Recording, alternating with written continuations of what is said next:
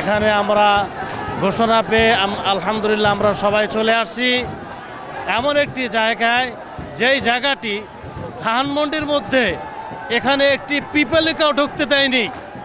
এই স্বৈরাচার সরকার, এই গণহত্যাকারী সরকার, শেখ হাসিনার সরকার, আওয়ামী লীগ সরকার এই রাস্তায় একটা পিপলিকা পর্যন্ত ঢুকতে দেয়নি। এখানে বসে রাজত্ব চালিয়েছে অন্যায়ভাবে। সুতরাং এই অন্যায় আওয়ামী লীগ, অন্যায়কারী, জুলুমকারী, হত্যাকারী, গণহত্যাকারী আওয়ামী লীগরে ফাঁসি দিতে হবে। এবং শুধু তাই নয়, এই বাংলাদেশ থেকে চিরস্থায়ীভাবে নিষিদ্ধ ঘোষণা দিতে হবে। শুধু আওয়ামী লীগ নয়, লীগের সাথে যারা জড়িত আছে, যুবলীগ, তাঁতি লীগ, আওয়ামী লীগ, সকল লীগরে নিষিদ্ধ ঘোষণা দিতে হবে। সকল লীগরে, ছাত্রলীগ সহ এই বাংলাদেশে যাতে তাদের কোনো অস্তিত্ব না থাকে, কোনো অস্তিত্ব যাতে তাদের না থাকে, সুতরাং তাদেরকে স্থায়ীভাবে নিষিদ্ধ ঘোষণা দিতে হবে। আর তাদেরকে যারা দালালি করবে, তাদের সাথে যারা দালালি করবে, তাদেরকে এই বাংলার মাটি থেকে উৎখাত করে দেওয়া হবে এবং নিষিদ্ধ ঘোষণা দেওয়া হবে।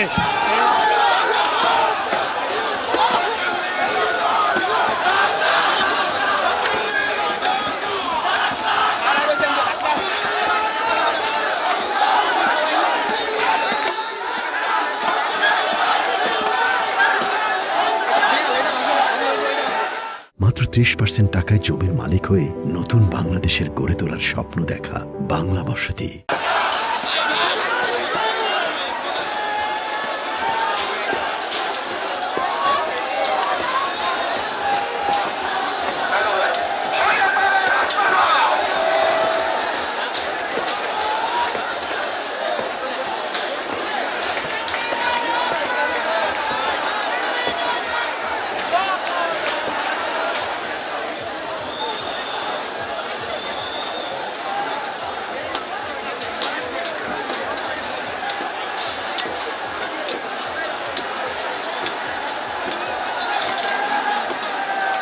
আমার ভাই কবরে, খুনি বাহিরে ঘুরতে আছে, তাদের খুব ভালো আরাম এসে আছে।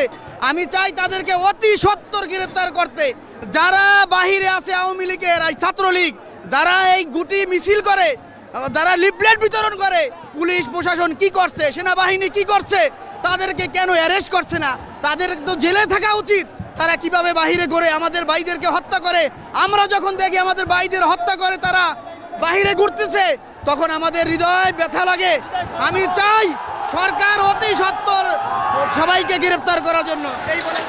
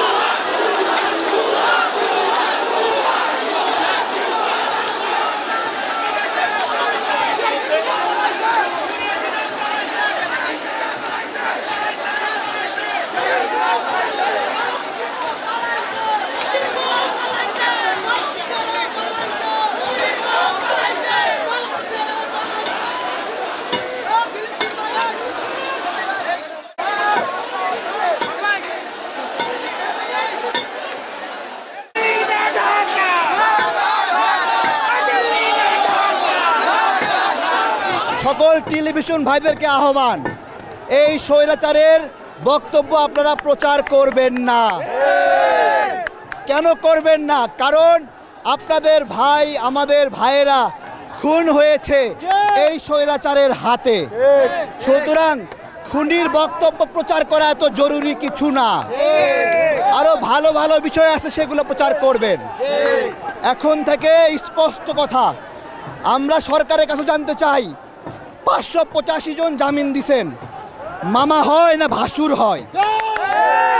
কেন জামিন দিয়েছেন? যাদের কাছে এই ক্ষমতাটা আমানত, তাদের কাছে প্রশ্ন, বিশ্বাস করে আমরা দায়িত্ব দিয়েছিলাম, এই বিশ্বাস কেন রাখতে পারলেন না? একটা বক্তব্য দিতে দেখলাম না যে আপনারা নিন্দা জানাইছেন এই জামিনের বিরুদ্ধে। আপনারা জামিনের নিন্দা জানান নাই, তার মানে আপনারা জামিনের সময় নীরব ছিলেন, অর্থাৎ আপনাদের ইঙ্গিত ছিল। এবং বেশিরভাগ জামিন হাইকোর্ট থেকে নেয় নাই, নিয়েছে ম্যাজিস্ট্রেট কোর্ট থেকে। ম্যাজিস্ট্রেট কোর্ট চোরের জামিন দিতে পারে না, চোর বোঝেন, চোরে জামিন দিতে পারে না। সেই ম্যাজিস্ট্রেট কোর্ট খুনের জামিন।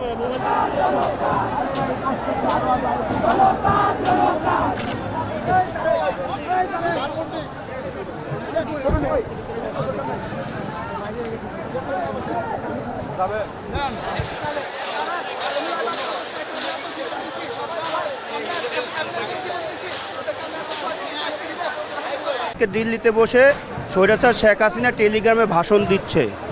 তো ওই স্বৈরাচার শেখ হাসিনা 2000 ছাত্র জনতাকে গুলি করে হত্যা করে ওই দেশে সেফ জোনে আছে। এটা হলো স্বৈরাচারের আতুর ঘর। এই আতুর ঘর বাংলাদেশে রাখতে চাচ্ছি না।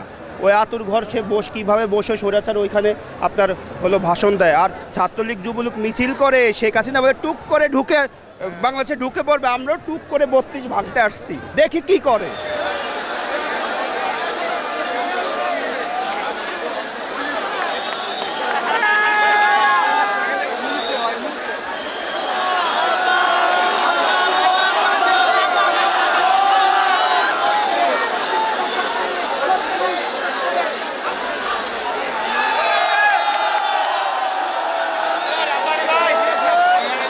স্বৈরাচারের পতন হোক, স্বৈরাচারের পতন হয়ে গেছে অলরেডি।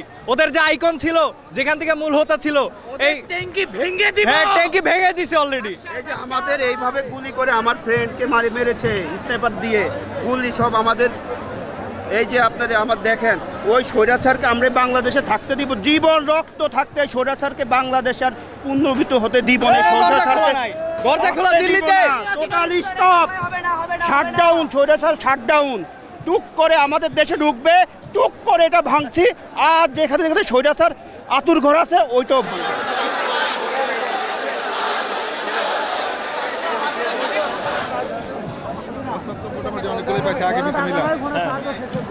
আগে নেওয়া ছিল।